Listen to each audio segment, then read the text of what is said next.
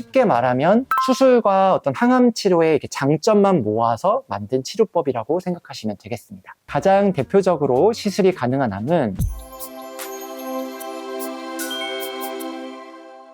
안녕하세요. 여러분들의 반려동물 건강지킴이 영상의학과 김재환 교수입니다. 우리 아이가 암이라는데 수술이 너무 위험하다는 얘기 들어보셨죠? 그럴 때 다른 방법이 없을까요? 많은 보호자분들이 진료실에서 이렇게 물어보십니다. 그럴 때마다 제가 꼭 드리는 말씀이 있는데 칼을 대지 않아도 치료할 수 있는 방법이 있습니다. 요즘은 영상 장비를 이용해서 종양만 정확히 조준해 치료하는 수술 없는 암 치료, 바로 중재 시술이라고도 하죠. 인터벤션 시술이라는 게 있습니다.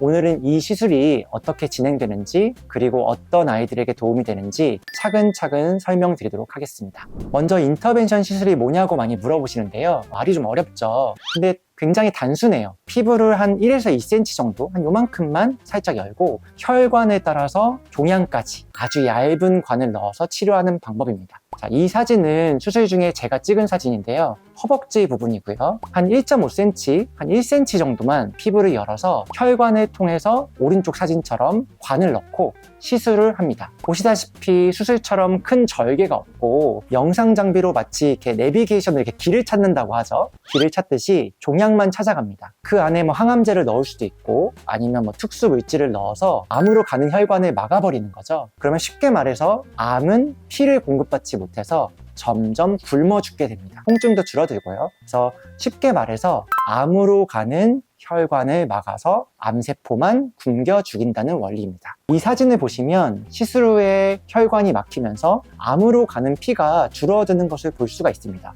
이게 어떻게 가능한가 하시겠지만 실제로 사람 병원에서는 이미 널리 쓰이고 있고요. 요즘은 반려동물에서도 성공 사례가 점점 많아지고 있습니다. 이 사진을 보면 제가 간암 환자를 시술하는 사진인데요. 사진만 보면 아주 큰 수술을 하는 것 같지만 사실 이 환자는 피부를 한 1cm 정도만 절개를 하고 하는 시술이기 때문에 수술이 아니라 시술이죠. 그래서 환자는 당일 퇴원하는 경우도 많고 환자에게 가해지는 부담이 훨씬 적다고 할 수 있습니다. 그래서 사람병원에서도 이미 널리 쓰이고 있고요. 쉽게 말하면 수술과 어떤 항암 치료의 이렇게 장점만 모아서 만든 치료법이라고 생각하시면 되겠습니다. 무엇보다 좋은 건 보시다시피 피도 거의 안 나고 통증도 덜하고 회복이 빠릅니다. 일반적으로 수술을 하면 우리가 한 일주일 정도 굉장히 긴 시간을 입원을 해야 되는데 이렇게 시술을 받으면 다음날 꼬리를 흔들면서 퇴원하는 경우도 정말 많이 있습니다. 그래서 어떤 보호자님들은 정말 시술을 한 게 맞는지 확인을 하시는 경우도 있어요. 그래서 우리가 어떤 병원에 가서 우리 아이는 나이도 많고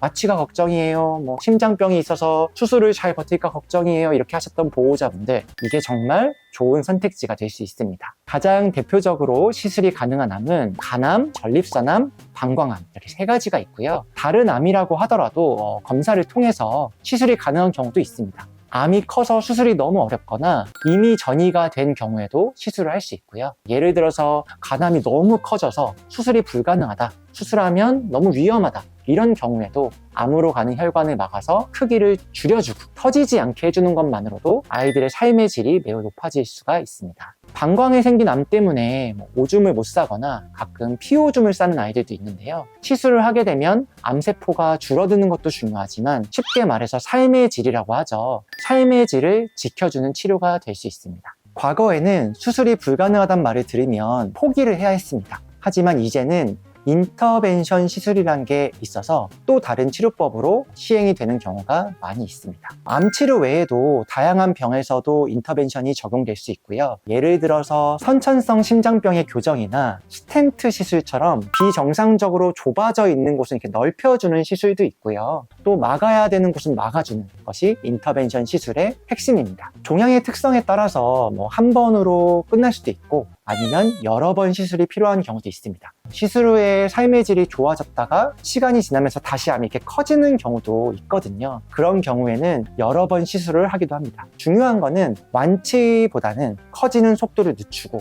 통증을 줄여서, 즉 아이가 평소처럼 지낼 수 있게 삶의 질을 높이는 것이 핵심이라고 할 수 있습니다. 쉽게 말해서 암을 굶겨 죽이려면 암도 죽기 싫어서 발악을 하겠죠. 그 과정에서 일시적으로 막 열이 나거나 아니면 아파하는 등의 부작용이 생길 수도 있습니다. 하지만 대부분은 짧은 시간 안에 좋아지기 때문에 특히 수술을 하는 거에 비하면 부작용은 매우 적다라고 볼 수 있습니다. 결국 중요한 거는 내 아이에게 이 치료가 정말 맞는가를 판단하는 거겠죠. 수의사에게 수술이 어렵다, 수술을 하기에는 너무 위험하다라는 말을 한 번쯤 들으셨다면 인터벤션 시술이 가능한지 병원에서 한 번쯤 상담받아 보시기를 추천드립니다. 완치는 어렵더라도 덜 아프게, 더 오래 편하게 지내는 방법이 분명히 있고 또 인터벤션 시술이 그 답이 될 수 있습니다. 인터벤션 시술, 이름만 들으면 굉장히 어렵고 낯설게 느껴지죠. 하지만 수술이 어렵다고 포기하지 않아도 되는 치료법이에요. 덜 아프게, 덜 무섭게, 그리고 조금 더 오랜 기간 아이와 함께 할 수 있도록 돕는 방법,